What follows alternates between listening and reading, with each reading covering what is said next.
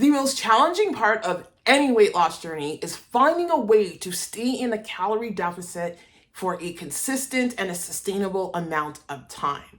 On my 113-pound weight loss journey, I've done many diets, but I believe that one meal a day, also known as OMAD, is probably the most effortless and easy way to maintain a calorie deficit while crushing hunger and losing weight with ease.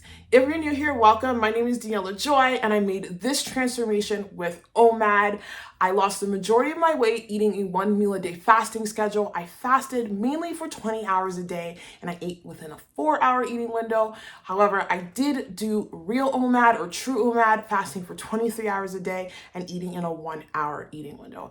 I established this strategy as a tool to help me stay in a calorie deficit because I really struggle with binge eating. OMAD has been effective in helping me remain in a calorie deficit and to achieve my weight loss goals. In today's video, I'm going to share with you why OMAD is an effective and powerful weight loss strategy to stay in a calorie deficit. So let's jump into it. I think OMAD is powerful because when you are fasting for 20 hours a day or more, it puts you in a state where you're making that metabolic switch. A lot of people who struggle with being obese or have an excess amount of weight to lose struggle with losing weight in the normal calorie deficit way. It takes a longer time and it takes way more willpower to lose weight with just counting calories and eating throughout the day. I think OMAD helps the calorie deficit out by implementing the metabolic switch. The metabolic switch is basically a switch where your body turns from being a sugar burner to a fat burner. Your body goes into a method of burning fat for fuel as opposed to depending on the external food you eat to use as fuel. The benefit of being in a metabolic switch, it puts your body in a state of healing. When you are in the fat burning state, there's multiple healing going on. People who struggle with obesity are metabolically ill. Obesity is a sign of metabolic disease. And I believe OMAD can help tons of people with their weight loss journey by making a calorie deficit easy by crushing hunger and seeing consistent results on the scale. There is nothing more defeating on a weight loss journey when you are giving it your all, you're sticking to your calories, and guess what the scale does? It doesn't move. OMAD gives you a consistent movement on the scale, and that is incredibly encouraging for anyone on a weight loss journey. Now, there are two versions of OMAD. There's the 20-hour fast or more, like what I like to call the 24 or more. It's also known as the warrior diet, or fasting for 23 hours a day and eating within a 1-hour eating window. On my weight loss journey, I successfully did it mainly with 24 or more OMAD. I like 24 or more OMAD because it teaches you in a way that you are able to stay in a calorie deficit, but in a longer eating window. 24 or more OMAD is more of a realistic way of eating in comparison to the 23-1 method, because when you do 24 or more, you have to count your calories. I think it's important for everyone on a weight loss journey to learn how to count their calories. Calories is a tool where you can portion control your food. People who gain weight, struggle with obesity, they struggle with portion control. So if you practice calorie counting, it allows you to transition off of OMAD in a way that you don't balloon or gain a bunch of weight. It allows you to go from diet to diet because, let's be honest here, you can't do OMAD indefinitely. OMAD should be as a tool to stay in a calorie deficit. You should use OMAD as a tool to help you diet. It's just easier to do it with OMAD, I think, because again, you get the hunger crashing. You're going into autophagy, so your body's reversing all of the metabolic damage that is going on. You're fasting. You're learning self-discipline. You are learning how to count your calories if you're doing OMAD in a way that you're counting your calories.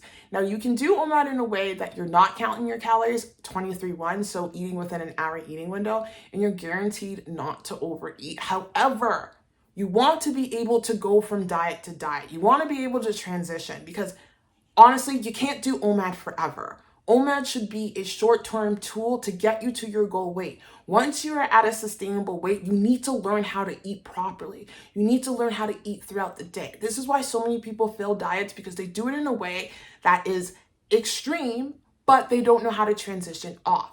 OMAD should be thought of in a healing state. It's helping your body heal. It's helping your body repair your hormonal imbalances that happen when you are obese. It helps repair your body's satiety signals. It helps improve everything because of the fasting. Fasting is powerful and it can help people on a weight loss journey. Listen, I've tried to lose weight the normal way, eating, counting my calories and eating throughout the day. It is much harder to do it that way because the body doesn't respond more, and it's just a mental beatdown. I'm also a big advocate of making the metabolic switch in any other way, whether you do fasting or keto. I'm a big proponent of keto OMAD. It's actually how I lost the majority of my weight. And why I like keto OMAD is because of its crush your hungering abilities. When you go low carb or you do like a high protein kind of diet, it helps you crush that hunger. I find when you eat carbs and you are, obese or you're trying to lose weight, it kind of increases your hunger cues. Carbs make you more hungry. And another thing about carbs, it retains more water. Now, I'm not a criminal of carbs, meaning like I don't want to criminalize carbs. I think carbs are essential. It is an important part. But when it comes to weight loss, I've tried it all. It's easier to lose weight in a low carb manner. Now, there are people who've been successful with losing weight by eating high carbs. It all comes down to a calorie deficit. But for a lot of people, there's a reason why diets like keto, there's a reason why diets like the PSMF diet are popular. It's because that it actually helped people. There's a reason why carnivore diet is popular. It helped people metabolically repair. Another benefit to OMAD is that it gives you less opportunities to mess up your diet.